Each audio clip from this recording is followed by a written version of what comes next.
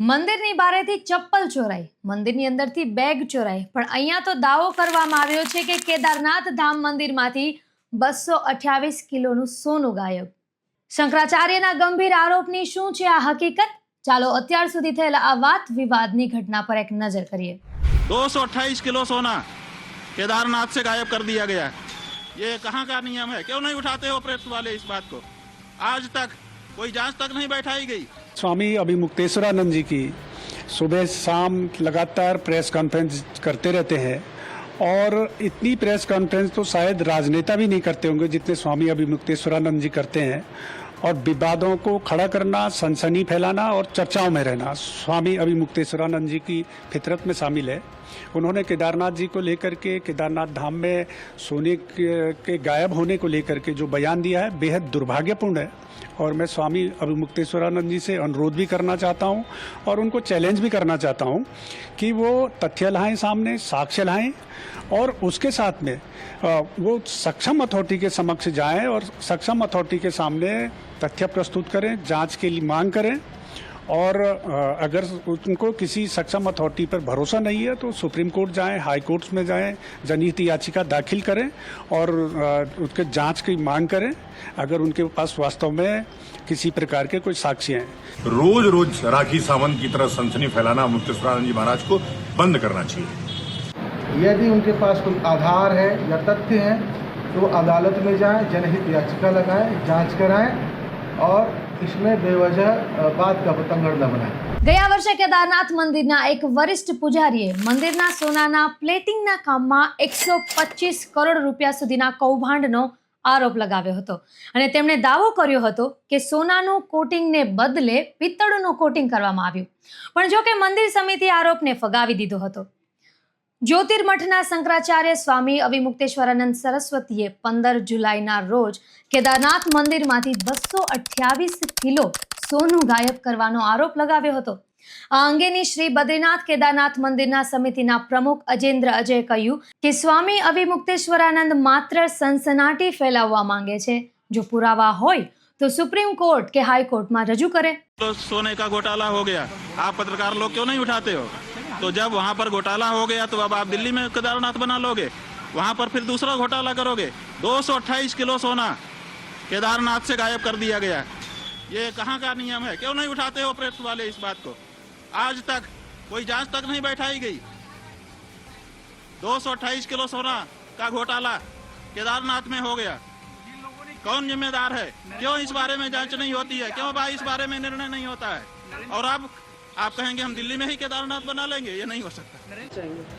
देखिए, एक संत के रूप में मैं स्वामी अभिमुक्तेश्वरानंद जी का बेहद सम्मान करता हूँ, किंतु आप भी जानते हैं कि स्वामी अभिमुक्तेश्वरानंद जी की सुबह शाम लगातार प्रेस कॉन्फ्रेंस करते रहते हैं और इतनी प्रेस कॉन्फ्रेंस तो शायद राजनेता भी नहीं करते होंगे जितने स्वामी अभिमुक्तेश्वरानंद जी करते हैं. और विवादों को खड़ा करना, सनसनी फैलाना और चर्चाओं में रहना स्वामी अभिमुक्तेश्वरानंद जी की फितरत में शामिल है.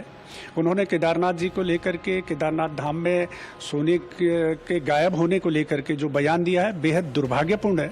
और मैं स्वामी अभिमुक्तेश्वरानंद जी से अनुरोध भी करना चाहता हूं और उनको चैलेंज भी करना चाहता हूं कि वो तथ्य लाएं सामने, साक्ष्य लाएं और उसके साथ में वो सक्षम अथॉरिटी के समक्ष जाएं और सक्षम अथॉरिटी के सामने तथ्य प्रस्तुत करें, जांच के लिए मांग करें. और अगर उनको किसी सक्षम अथॉरिटी पर भरोसा नहीं है तो सुप्रीम कोर्ट जाएं, हाई कोर्ट्स में जाएं, जनहित याचिका दाखिल करें और उसके जांच की मांग करें अगर उनके पास वास्तव में किसी प्रकार के कोई साक्ष्य हैं. और नहीं तो बेवजह किसी प्रकार के विवाद खड़ा करना, केदारनाथ जैसे धाम पे की गरिमा को और उसके जो महत्ता है उसको ठेस पहुंचाने का स्वामी अभिमुक्तेश्वरानंद को बिल्कुल भी अधिकार नहीं है. और केवल विरोध करने के लिए, सनसनी फैलाने के लिए और कांग्रेस के एजेंडे को आगे बढ़ाने के लिए अगर वो कार्य कर रहे हैं तो ये बेहद दुर्भाग्यपूर्ण है. और मैं यहाँ पर यह भी स्पष्ट करना चाहूँगा कि जैसे हमने पूर्व में भी जब ये विवाद उठा था तब भी हमने स्पष्ट किया था कि केदारनाथ धाम में जो गर्भगृह को स्वर्ण मंडित कराया गया है उसमें बद्रीनाथ केदारनाथ मंदिर समिति की कोई भूमिका नहीं रही है और न ही प्रदेश सरकार का किसी प्रकार का कोई लेना देना रहा है उस मामले में.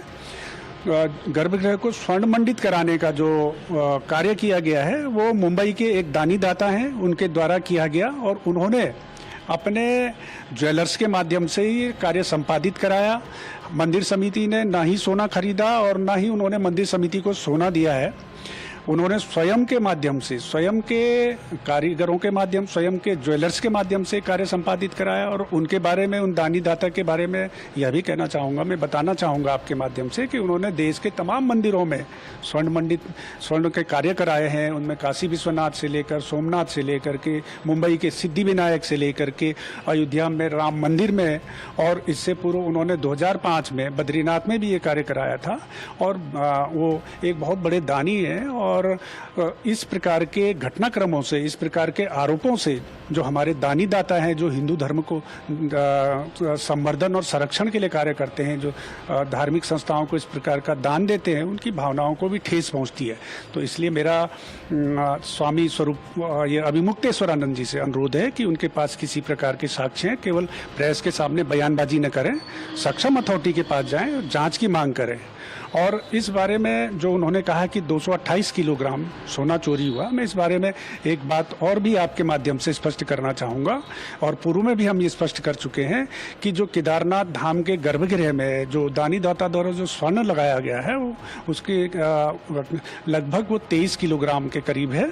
और क्योंकि उस समय जब ये स्वर्ण मंडित किया जा रहा था गर्भगृह को, उस समय उससे पूर्व वहाँ पर गर्भगृह में चांदी की प्लेटें थी और चांदी की प्लेटों का जो वजन था वो 230 किलोग्राम था। तो मीडिया के कुछ लोगों द्वारा ये अनुमान लगाया गया कि चांदी की प्लेटें 230 किलोग्राम की हैं तो स्वाभाविक रूप से सोने की प्लेटों का वजन भी 230 किलोग्राम होगा। तो इस बात को प्रचारित हुई, लेकिन सोने की प्लेट और चांदी की प्लेट में काफ़ी अंतर होता है।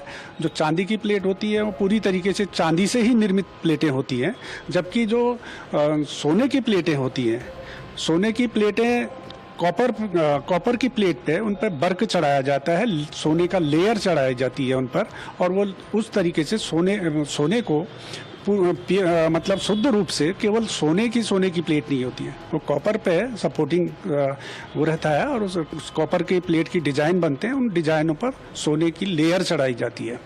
तो जो केदारनाथ धाम में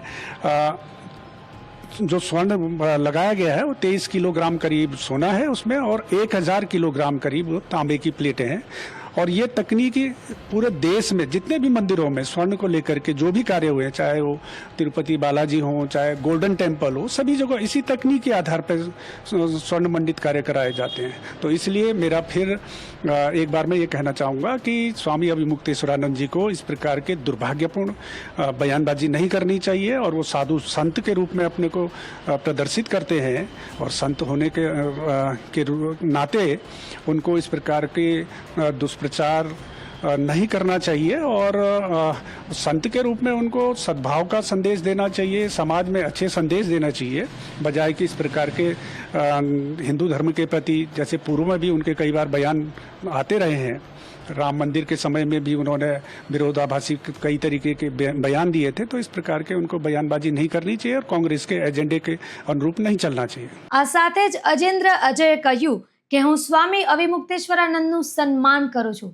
પરંતુ તેઓ દિવસભર પ્રેસ કોન્ફરન્સ કરતા રહે છે, વિવાદો ઊભા કરવા અને સનસનાટી મચાવી અને ચર્ચામાં રહેવાની અવિમુક્તેશ્વરાનંદની આદત બની ગઈ છે। સ્વામીજી કોંગ્રેસના એજન્ડાને આગળ વધારવા માટે કામ કરી રહ્યા છે, તો તે ખૂબ જ દુર્ભાગ્યપૂર્ણ કહી શકાય। તેમને બિનજરૂરી વિવાદ ઊભો કરવો અને કેદારનાથની ગરિમાને ઠેસ પહોંચાડવાનો કોઈ અધિકાર નથી। હકીકતમાં વાત કંઈક એવી છે કે 10 જુલાઈએ દિલ્હીના બુરારીના હિરણકીમાં શ્રી કેદારનાથ ધામ નામના મંદિરનો શિલાન્યાસ કરવામાં આવ્યો હતો।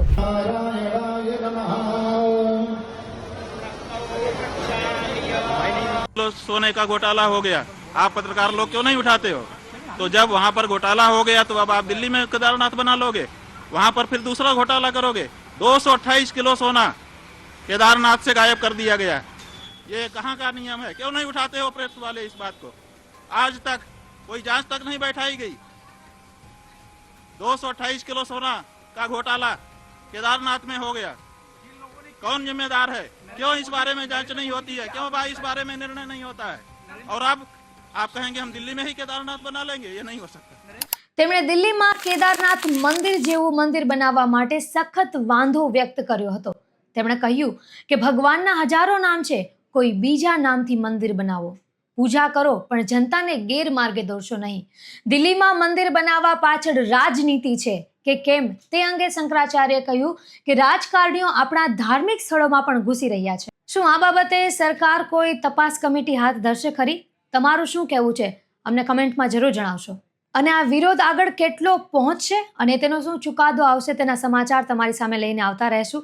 અને આવા જ માહિતીસભર સમાચાર જોવા માટે અવર રાજકોટને સબસ્ક્રાઇબ કરો, લાઇક કરો અને શેર કરવાનું ભૂલશો નહીં.